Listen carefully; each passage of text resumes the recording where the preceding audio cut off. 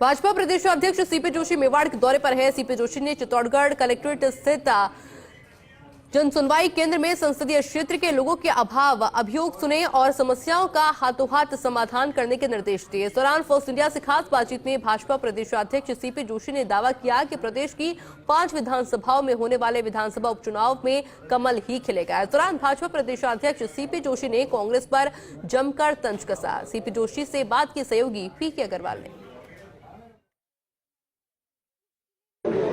भाजपा प्रदेश अध्यक्ष सीपी जोशी इन दिनों मेवाड़ के दौरे पर हैं और मेवाड़ के दौरे पर हैं तो वो अपने संसदीय क्षेत्र की जनता की जनसुनवाई कर रहे हैं। जानने की कोशिश करेंगे जिस तरह से देखा जाए तो अभी लोकसभा चुनाव के बाद उपचुनाव भी होने विधानसभाओं के, आपके सघन दौरे भी हो रहे हैं उन विधानसभा क्षेत्रों में जहाँ उपचुनाव होने हैं। आपके कंधों पर बड़ी जिम्मेदारी है 5 विधानसभाओं के उपचुनाव जिताने की, कैसे देखते हैं आप? नहीं, भारतीय जनता पार्टी में पूरी टीम राजस्थान मिलके काम करती है, पूरा ऑर्गेनाइजेशन मिलके काम करता है। और अभी प्रदेश कार्य समिति के बाद पूरे प्रदेश में सभी जिलों में जिला कार्य समितियाँ हो रही है, तो मुझे कई जिलों में जाने का अवसर मिला और आने वाले दिनों में भी मेरा उदयपुर, डूंगरपुर, बांसवाड़ा कई जिलों में प्रवास है।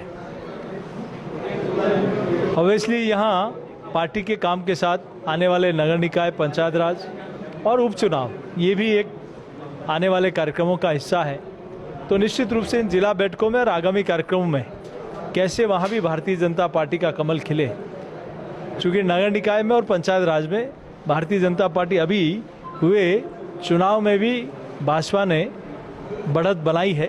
4 जिला परिषद के चुनाव हुए, 4 में से 3 में भाजपा जीती है और कांग्रेस को 0 मिला है।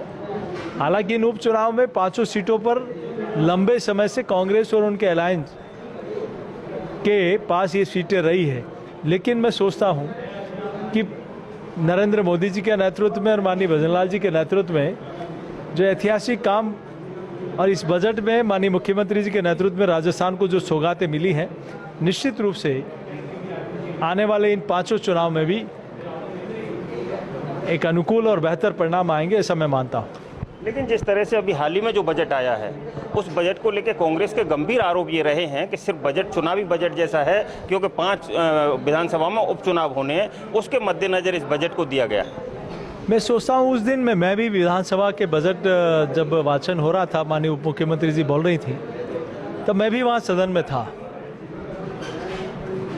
कांग्रेस के लोग भी सख्त में थे कि ऐसा भी बजट हो सकता है क्या, बन सकता है क्या, और वो भी मेज थपथपा रहे थे, क्योंकि 5 साल उन्होंने सिर्फ चुनावी और वादे दिए। 5 सालों तक उनका जो पहले बजट में जो घोषणाएं थी वो अंतिम 5वें बजट में भी पूर्ण नहीं हो पाई।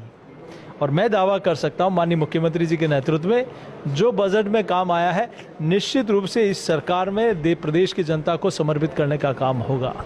इस कालखंड में प्रदेश की जनता को समर्पित करने का काम होगा और निश्चित रूप से चित्तौड़ संसदीय क्षेत्र हो चाहे पूरा प्रदेश हो, अनेक सौगातें पूरे राजस्थान के प्रत्येक कॉन्स्टिट्यूंसी में हर जिले को अच्छी सौगातें मिली हैं। इस सरकार में पिछले 6 महीने में जो हमने संकल्प लिया उसका 45% माननीय मुख्यमंत्री जी ने पूरा करके राजस्थान की जनता को समर्पित किया है। उस समय में क्या होता था, एक दूसरे को नीचा दिखाना, एक दूसरे के ऊपर आरोप प्रत्यारोप लगाना। क्यों हटाया था डोटासरा जी को शिक्षा मंत्री जी से, उनको जवाब प्रदेश की जनता को बताना चाहिए। आखिर क्यों अशोक गहलोत जी ने आपको हटाया, इसका जवाब आपको प्रदेश की जनता को देना चाहिए। पहले अंत में सिर्फ इतना जानना चाहेंगे, क्या लगता है सीपी जोशी के नेतृत्व में होने जा रहे हैं उपचुनाव? देखिए, यहाँ कोई व्यक्ति नहीं, पूरी पार्टी मिलकर काम करती है और मैं सोचता हूँ कि इन 5 उपचुनाव में और नगर निकाय और पंचायत राज चुनाव में निश्चित रूप से भाजपा का कमल खिलेगा। तो ये थे भाजपा प्रदेश अध्यक्ष सीपी जोशी। साफ शब्दों में कहना है कि जो उपचुनाव होने हैं उनमें निश्चित तौर पर तो कमल खिलेगा ही, लेकिन उन्होंने इस दौरान कांग्रेस पर भी गंभीर तंज कसे हैं।